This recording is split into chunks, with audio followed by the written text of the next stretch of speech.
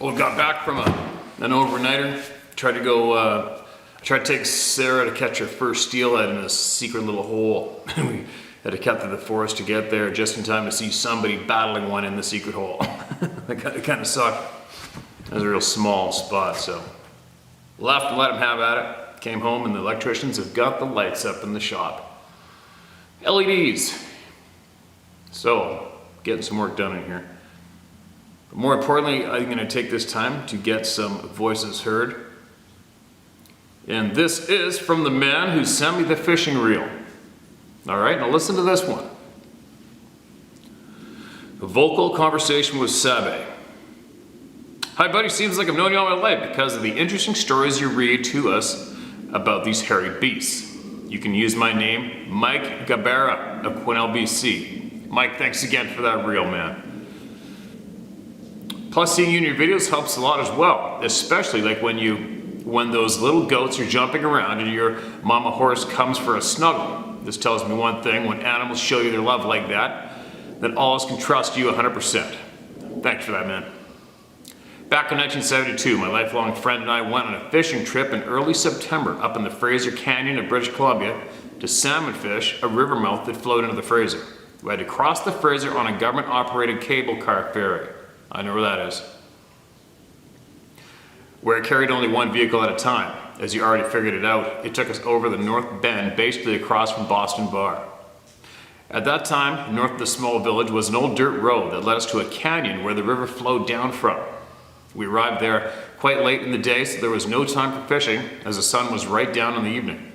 We did have a kind of a tent-style camper where the walls folded on each side of our bunks, so making camp was no problem.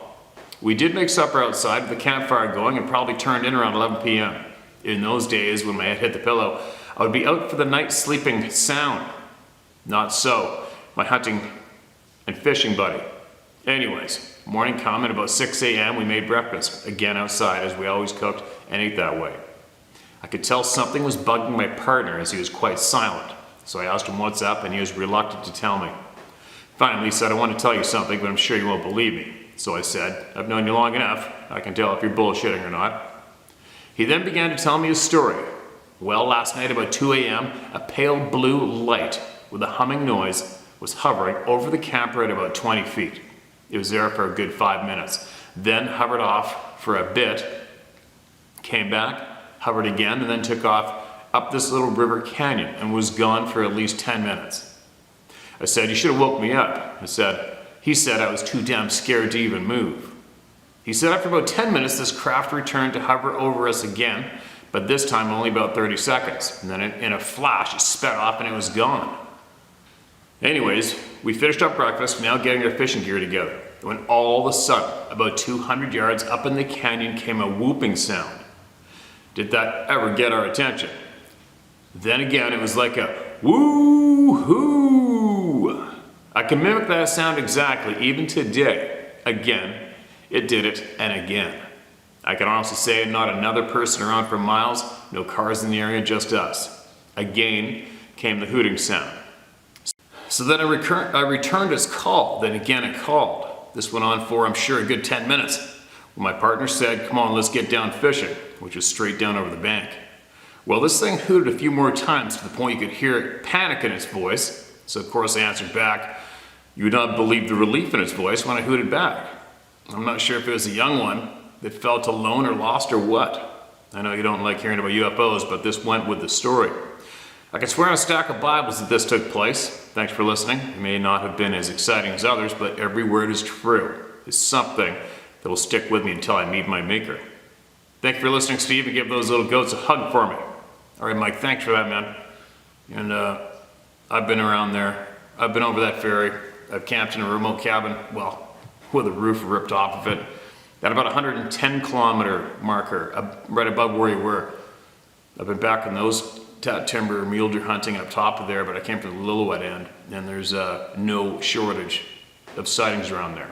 There's no shortage at all, and there's as well no shortage of sightings of those blue glowing lights in the timber around, especially around Pemberton, where people I know have seen them in the Pemberton Valley, and But there's the same sighting you saw thousands of times all over this province, all over the place. And it's usually accompanies a Sasquatch sighting too, right?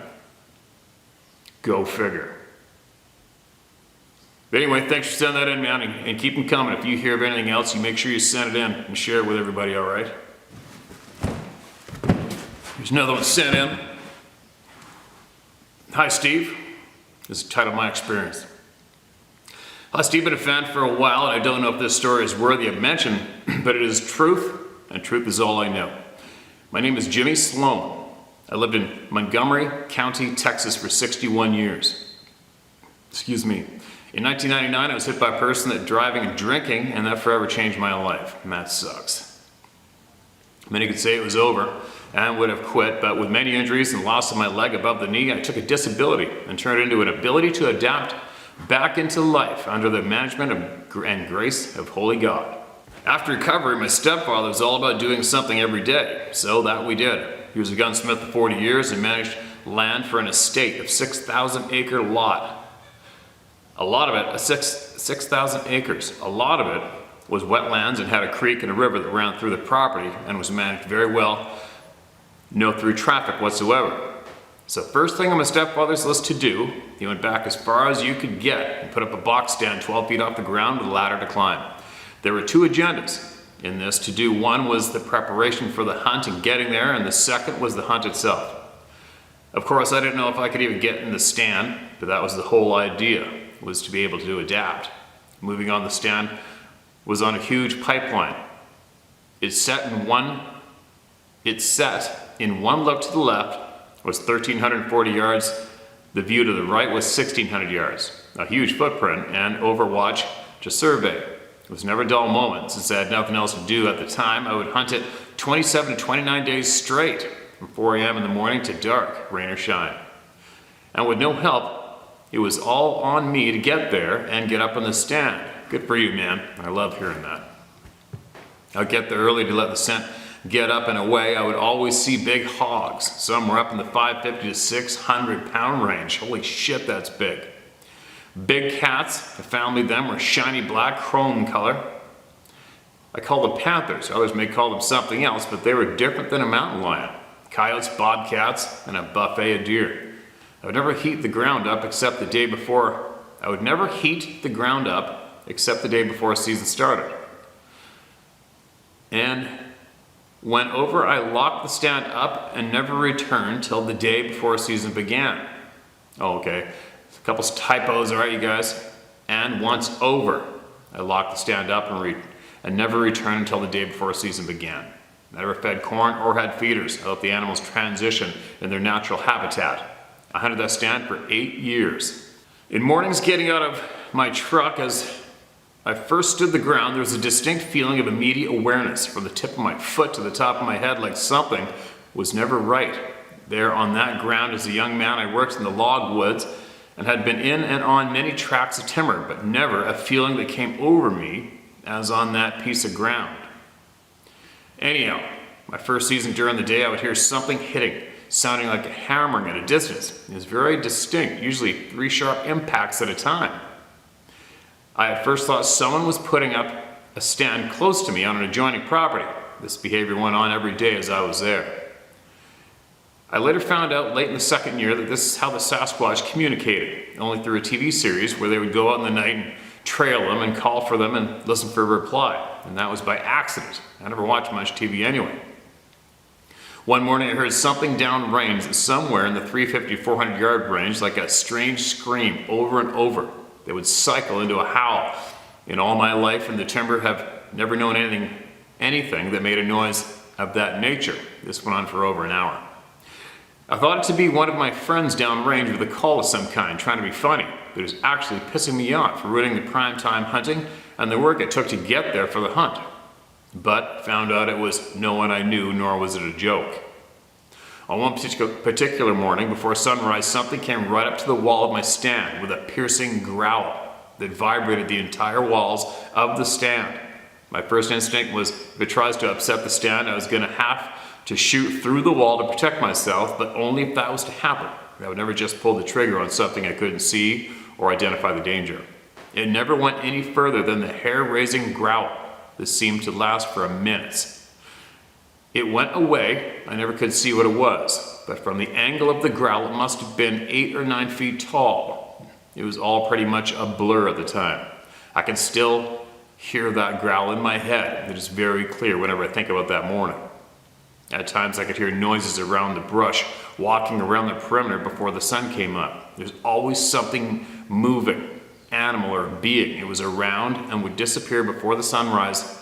Never could identify what it was. It was too dark. One morning while in the stand, loggers had cut a 30% thinning along the road and the pipeline. I was looking under the limb cover with a small pair of binoculars. You could see a long way through the buffer of the road and pipeline. And there it walked, right into my line of sight of the binoculars. Don't laugh now. At first glance, I thought it was a man in a ghillie suit walking down the Lime Rock Road because it had leaves stuck to its head. Then I realized it was not a man or a ghillie suit. It was a Sasquatch with wet leaves stuck to its hair. It was cinnamon or honey color. I could see his nose and mouth area, but I couldn't see his eyes from the angle I was observing it. Walked down the road for maybe 100 yards and stepped off across the ditch line and off into the woods. The only scale I had to go by was the limbs on the remaining trees in the buffer. Best I could measure was right at 9 feet tall. What an awesome experience. I've only told this to my family, and of course they thought I bumped my head a little harder than usual, but dismissed it.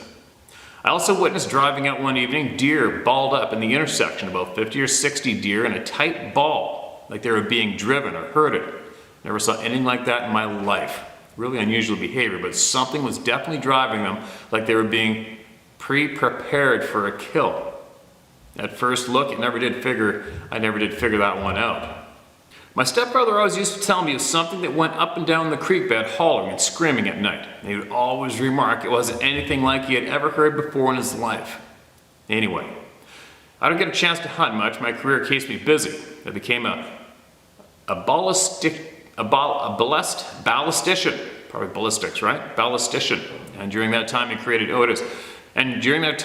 two cartridges, the 300 and 338 Norma Mag. You don't have to read the following out loud, I don't mind.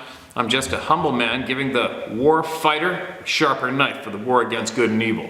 But you being a hunter, I thought you might have heard of them. I developed them for long-range systems that SOCOM has chosen for their sniper systems and anti-material weapons, and worked 15 years for the Advanced Technical Armament Division of General Dynamics, weapons interface and cartridge design, and a team member to help develop the 338 Norma Magnum lightweight medium machine gun. That's for you, brother, and what getting back up in life a man can do after his whole way of life was taken away in a moment of time. But guys like us were raised to take a hit and get back up. Love you for what you do, Steve.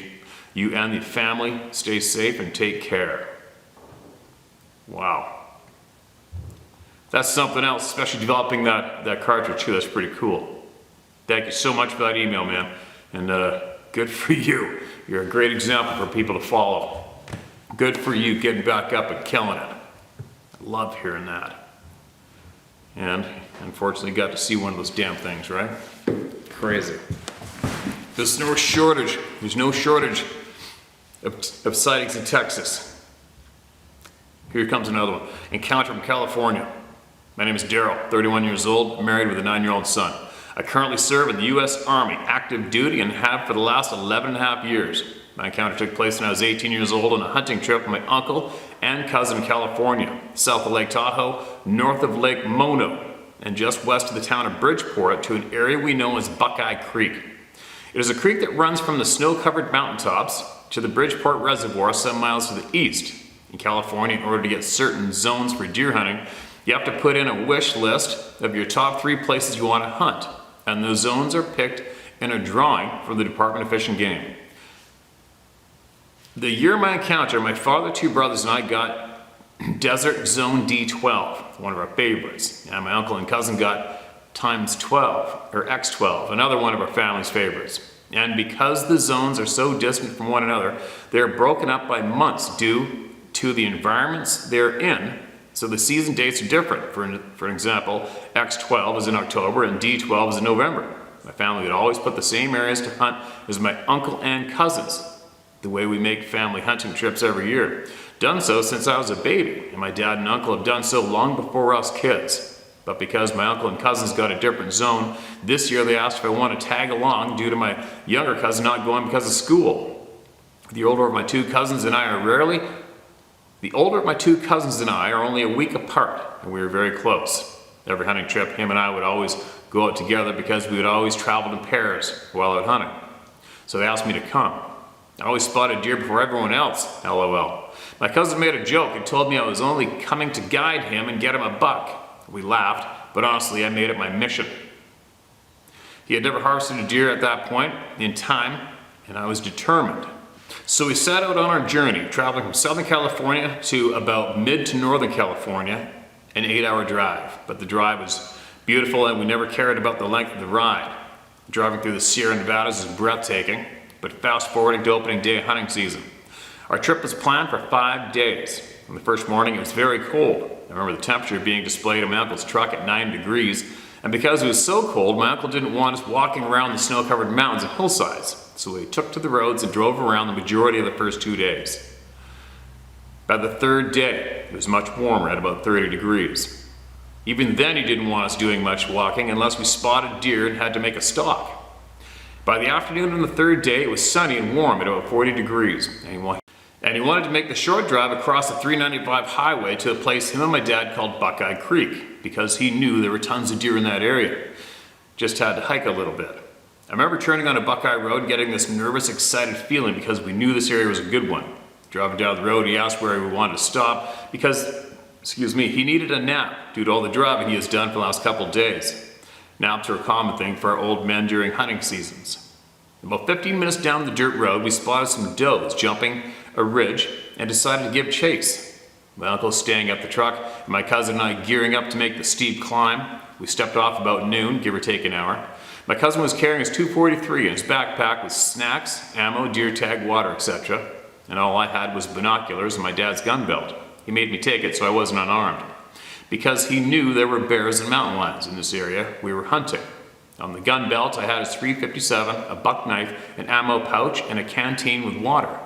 We made the climb that took us maybe 30 minutes because we were 18 and unstoppable. We reached the top and made a short, decent descent to a little knob on top of a hillside to sit in a glassy area. After a few minutes, we spotted 15 to 20 deer, unfortunately no bucks. We sat and watched for 2 or 3 hours hoping something would stand up from a spot we couldn't see. Nothing. So we eventually made our way down the hillside heading towards the deer by going to our right across the hill so we didn't spook them. We sat and glassed another hillside for about 30 minutes before deciding we should head back because darkness would fall in about an hour. Between us and the hillside we were glassing was a deep ravine that headed back towards the road. So instead of going back the way we came, we took the ravine route. What a mistake, or a gift that was. We started down the hill to the ravine where we end up in between 2 steep hillsides, but we knew if we jumped anything, we would certainly see it running up hillside. About 10 minutes into our walk down, we heard the sound of something running in the grass/bushes, so we stopped to listen. Shortly after we stopped, we spotted deer trotting down from that direction. We just came, passing us within 20 feet. One deer stopped and looked back, as they often do when being chased or startled. So my instinct was to look in the direction she was, saw nothing. The deer continued their quick descent, and my cousin and I looked at each other with a look of, what the F? Almost like what we just saw was strange, because we were in the open, and they paid us no attention. Shortly after they disappeared from our view, they came blowing back by us faster than I'd ever seen deer run before.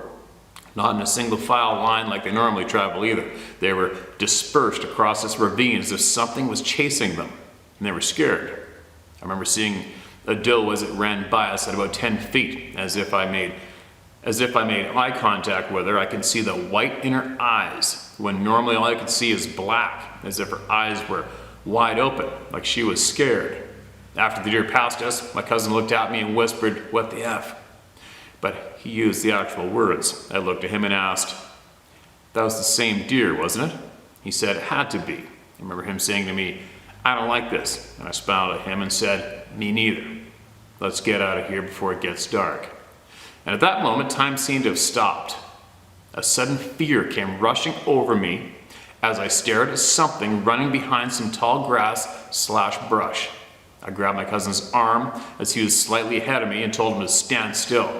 I whispered to him, "There's a bear right in front of us behind those bushes." A second or two went by, then he saw it too. After turning around to make sure nothing was behind us, so if we had to, we could backtrack our way out of there, we turned back in the direction of the so-called bear, and I saw something huge, walking like a man, quickly behind a massive pine tree. I didn't see a face because I was looking at his legs. Out of sight of this thing, he asked me, "What the hell was that?" And I said, "I have no idea." I remember pulling my dad's .357 out of the holster with my right hand, hammer back, and grabbed my buck knife with my left, gripping both very tightly. My cousin loaded a round into his rifle and we removed his safety switch, ready to shoot. We moved about 10 feet forward in the direction we were going, towards the road, and I stopped him again, speechless this time. I couldn't move. I could see my cousin looking at me out of the corner of my eye as he was slightly to my left, the direction of which I was staring. Minutes have gone by and neither of us had moved. And the image I was looking at to this day raises the hair on my neck and gives me goosebumps all over my body. I was terrified like never before. I've been to war. Nothing scared me like this thing did. I was staring at the backside of what I now know was a Bigfoot/Sasquatch. At the time I was clueless, disbelief even. I stared at this thing for what seemed like a lifetime, but was really only minutes. When I came back to look at my cousin and told him to kneel down, so we did, I told him there was something standing over there. I don't think he realized what I was saying when I said standing. When I told him to look, we slowly stood up and looked over to where it was standing, and it was gone. At that moment, I knew it was time to go. We rushed down that hill, never looking back until we reached the sagebrush-covered hillside.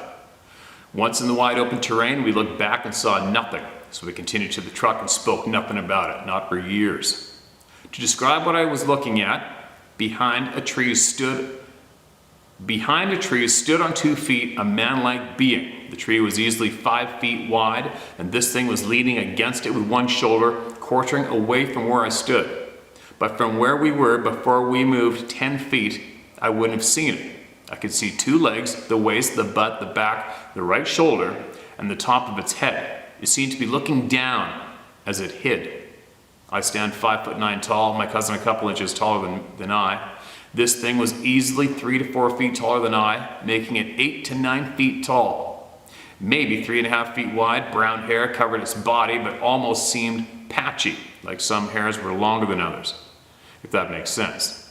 The brown color looked like the same color the deer were, maybe slightly darker. To this day, I've spoken about this maybe 5 times. Well, my wife has heard the entire story like this, but I even think she doesn't believe me. She says she does, but she often jokes about it. I asked my cousin a couple years back what he thinks we saw, and he says he doesn't know. But he said he doesn't think he saw what I saw because our angles were different. I asked him if he thinks it could have been a Bigfoot, and he was shocked and said maybe. Around that time, I asked my older brother if he thought Bigfoot was real, and he told me it was very possible. And I told him I think I saw one, and he said you probably did. And the fact is, I know I did. They are real. I tried to tell some buddies at work once, and they turned into a joke almost instantly, so I never mentioned it again at work. I'm a man of God, and I'm telling you I saw one. It is hard to talk to people about it because I know most frown upon people that come out and report sightings. This is the first time I wrote this down, and I can feel the fear I had that day and how little I felt in the woods. To this day, anytime I'm in the forest, I'm in constant lookout and armed. I continue to hunt, but due to work, not as often. But any chance I get, I'm doing so, as afraid as I am. I guess I'm just curious to know more. I'd like to see one again, but maybe from my vehicle, not 15 feet away, without anything between us. I guess I failed to mention how close we were to this creature. No more than 15 feet, maybe even less. So I know my description is accurate. I don't remember a smell like most do, but I can say if I had to guess or make an assumption, the thing was caught off guard by us and was trying to hide. And when I said it disappeared and was gone, if I had to guess, it probably just moved around that tree so we couldn't see it anymore. Like when we moved, it moved. freaky. And it did not go up because we looked. And the tree it was behind was in the open, with the nearest tree at about 20 yards. There was no sound of it running or climbing, no vocalizations, nothing, just silence. But that was my encounter, so do what you want with it. I'm sorry if I rambled, but I would like to give a shout out to your listeners by saying, you are not alone. We know they are real. I appreciate what you do for the people like me. God bless, stay safe out there. Attached is a photo I drew of what I saw and me in the position it was in. All right, thanks for sending that in.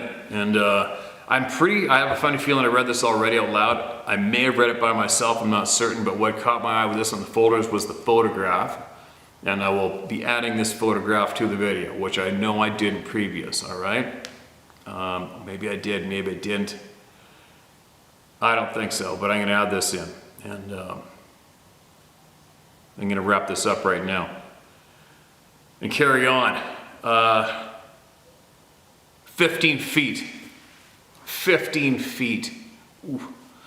You know, that reminds me of a fellow hunter from British Columbia that rode into us from the Peace region along the Peace River area, and they were elk hunting, and he had one of these things in the timber right down below him, and it was stalking elk, and basically almost the identical story. And he flicked his safety off, and then he said all hell broke loose when that thing took off running. Incredible. But anyway, I got a lot more I want to share with you guys soon. But right now I'm just going to keep on sharing as many emails as I can. But we do need to give a bit of an update on possibly some puzzles as they're coming together for myself and other people, all right? But in the meantime, like I said, we'll never ever stop sharing everybody's voice because everybody needs to be heard, right? Anyway, I gotta get going. Maybe I'll give you a quick swing of the camera to show you that I'm actually doing things in here. I'm starting to get wood's getting put on the shop.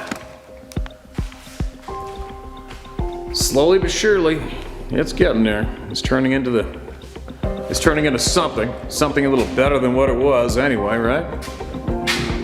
It's getting there.